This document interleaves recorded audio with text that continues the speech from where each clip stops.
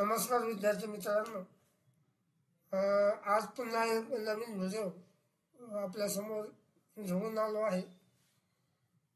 तत्पूर्वी माझी पुन्हा एकदा विनंती असेल की आपण जर माझ्या या यूट्यूब चॅनलला सबस्क्राईब केलं नसेल तर आपण या माझ्या यूट्यूब चॅनलला सबस्क्राईब करा आणि हा व्हिडिओ जर आवडला तर त्याला लाईक करा, शेअर करा आणि याच्यामध्ये काही जर अपेक्षित असा बदल करायचा असेल तर त्यासाठी काही कमेंट द्या, सूचना पण तुमच्या सजेस्ट करा. त्यासाठी पुन्हा एकदा मी या आपल्या माझ्या JMG प्रकृती इझी या चॅनलच्या माध्यमामधून आपल्याला विनंती करत आहे. मित्रांनो, आपण गेल्या अनेक व्हिडिओमध्ये डिजिटल म्हणजे ICTला प्रमोट करणाऱ्या वेगवेगळ्या संस्थांची माहिती आपण पाहत आहोत. आज आपल्याला एक अशीच एक नवीन संस्था पाहिजे आहे जी संस्था या ICTला प्रमोट करते. त्या संस्थेचं नाव आहे स्टार्टअप इंडिया. स्टार्टअप इंडिया हे अल्पावधीतच प्रसिद्धीला पावलेली अशी एक महत्वाकांक्षी उपक्रम आहे जो जानेवारी म्हणजे 16 जानेवारी 2016 रोजी माननीय पंतप्रधान यांच्या हस्ते त्याचं उद्घाटन करण्यात आलं. या स्टार्टअप इंडियाचा मुख्य उद्देश काय तर भारतामधले जे काही उद्योजक असतील त्या उद्योजकतेला चालना देणं, तरुणांना स्वावलंबी बनवणं, तरुणांना रोजगाराच्या संधी उपलब्ध करून देणं म्हणजे रोजगार निर्मिती करणं हा या उपक्रमामागचा हेतू आहे. त्या स्टार्टअप इंडियाचा उद्देश काय मित्रांनो तर नव उद्योजकतेला प्रोत्साहन देणं, ज्या इनोव्हेशन्स असतात, नवकल्पना असतात त्याला पाठिंबा देणं, अशा उद्योजकांना प्रोत्साहन देणं, त्याचप्रमाणे रोजगार निर्मिती करणं, या नव्या व्यवसायामधून या स्टार्टअप इंडियामधून मोठ्या प्रमाणात रोजगाराच्या संधी उपलब्ध करून देणं, नवीन तंत्रज्ञानाला चालना देणं म्हणजे काही नवीन कल्पना असतील, इनोव्हेटिव्ह आयडियाज असतील याचा उपयोग करून उद्योग क्षेत्रामध्ये प्रगती करणं, त्याचप्रमाणे गुणवत्तापूर्ण इन्क्युबेशन म्हणजे हा व्यवसाय सुरू करण्यासाठी आणि वाढवण्यासाठी जे काही आवश्यक असतील ती संसाधनं उपलब्ध करून देणं हे या स्टार्टअप इंडियाचा उद्देश आहे. त्यानंतर मित्रांनो, स्टार्टअप इंडियाच्या अंतर्गत ज्या काही योजना आहेत किंवा त्याची धोरणं काय आहे तर या स्टार्टअप इंडिया अंतर्गत वेगवेगळ्या ज्या योजना आहेत त्यामध्ये स्टार्टअप इंडिया हब नावानं एक योजना आहे. यामध्ये उद्योजकांसाठी माहितीचं आणि सहकार्याचं केंद्र स्थापन केलेलं आहे ते स्टार्टअप इंडिया हब नावाने. या स्टार्टअपला त्याच्या सुरू केल्यानंतर जो काही स्टार्टअपचा एखाद्या उद्योगाचा प्रवास असतो, हा प्रवास किंवा हे उद्योग स्टार्ट करण्यासाठी त्या प्रवासामध्ये ज्या काही अडचणी येतील त्या अडचणीवर मार्गदर्शन मिळवण्यासाठी या स्टार्टअप इंडिया हबचा उपयोग होताना आपल्याला दिसून येतो. त्यानंतर याच्यामध्ये दुसरं धोरण काय आहे स्टार्टअप इंडियामध्ये ते म्हणजे सेल्फ सर्टिफिकेशन. समजा उदाहरणार्थ स्टार्टअप इंडियासाठी एखादा स्वतःचा स्वप्रमाणित पद्धतीनं एखादा उद्योग सुरू करायचा असेल, त्याची जर काही नोंदणीची प्रक्रिया करायची असेल, त्यामुळं ह्या बाबतीमध्ये कायदेशीर प्रक्रिया जी आहे त्यामध्ये सुलभता आणण्याचा प्रयत्न या धोरणाच्या माध्यमामधून करण्यात आलेला आहे. त्याचप्रमाणे तिसरं जे या ठिकाणी धोरण आहे ते म्हणजे कर सवलती दिलेल्या आहेत. ज्या ज्या उद्योगांना नवीन नवीन कल्पना घेऊन जे उद्योग करतात त्या स्टार्टअप्सला पहिल्या 3 वर्षापर्यंत करमाफी देण्याचा प्रयत्न या स्टार्टअप इंडियामधून करण्यात आलेला आहे. म्हणजे गुंतवणूकदार जो असतो व्यवसायामध्ये गुंतवणूक करणारा या गुंतवणूकदारांना कॅपिटल मेन म्हणजे कॅपिटल जो त्याचा हे असतो काय म्हणतो आपण त्याला रक्कम या फंडामध्ये त्याच्या करात सवलत दिली जाते. त्यानंतर फंड अँड फंड्स ही एक योजना आहे. या योजनेमध्ये काय करतात की स्टार्टअपला आर्थिक मदतीसाठी साधारणपणे 10,000 कोटी रुपयाचा निधी उभारण्याचं काम या फंड्स अँड फंड या योजनेमध्ये या धोरणामध्ये आलेलं आहे.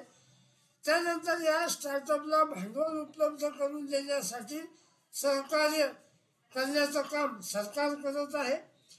म्हणून मी सांगितलं सुरुवातीला की हे स्टार्टअप इंडिया अल्पावधीतच प्रसिद्ध झालेली ही योजना आहे स्टार्टअप इंडिया नावाची. त्यानंतर पुढची धोरण आहे या स्टार्टअप इंडियामधलं ते म्हणजे PRISM प्रिझम हा जो कार्यक्रम आहे. या कार्यक्रमाच्या अंतर्गत नवनवीन तंत्रज्ञानाच्या विकासासाठी संशोधकांना आर्थिक सहाय्य देण्याचं काम या धोरणामधून करण्यात आलेलं आहे.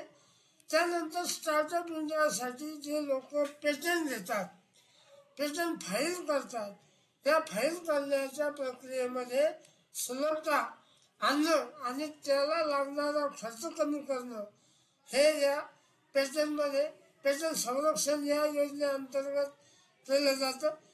पेटंटसाठी 80% सवलत या स्टार्टअपला दिली जाते. साधारणपणे स्टार्टअप इंडिया अंतर्गत हे जे योजना आहे या योजनेअंतर्गत जी धोरणं आहेत त्यामध्ये अनेक अशा योजना आहेत ज्यामध्ये सवलती आहेत, ज्यामध्ये वेगवेगळ्या सहाय्यानं अर्थसहाय्य केलं जातं, मदत केली जाते आणि नवनवीन उद्योजकांना चालना दिली जाते. उद्योजकतेला वाढ उद्योजकतेमध्ये केली जाते जेणेकरून मोठ्या प्रमाणामध्ये उद्योजक उभे राहतील, उद्योग उभारतील आणि त्या अनुषंगानं रोजगार निर्मिती होईल.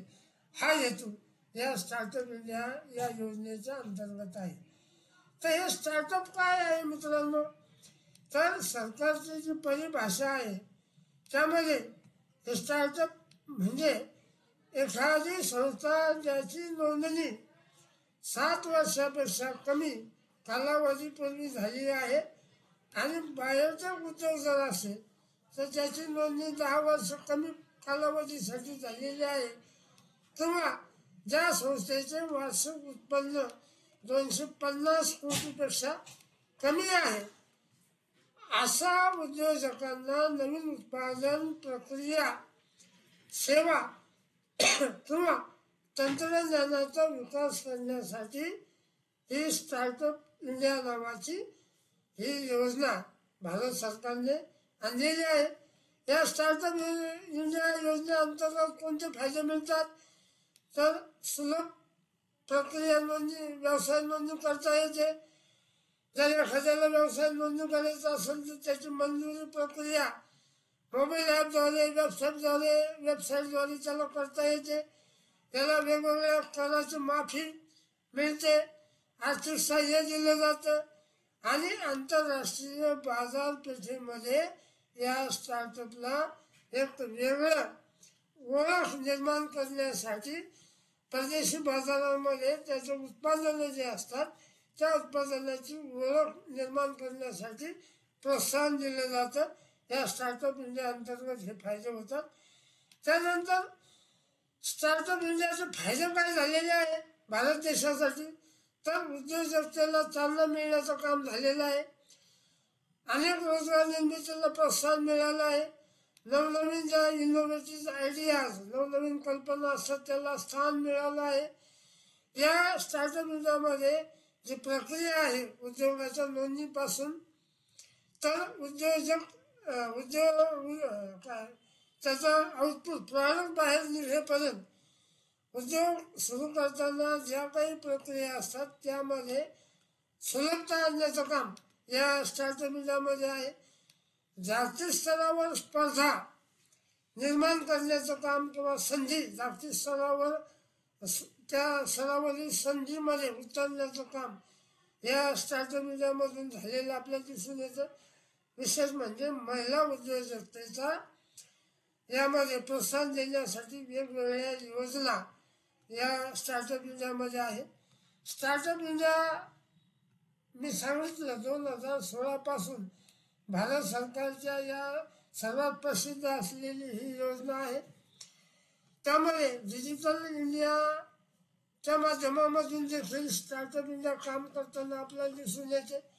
त्यामध्ये स्टार्टअप इंडियाच्या माध्यमामधून जे वेगवेगळे व्यवसाय पुढे आलेले आहेत त्यामध्ये काही उदाहरणं आपल्याला सांगता येतील.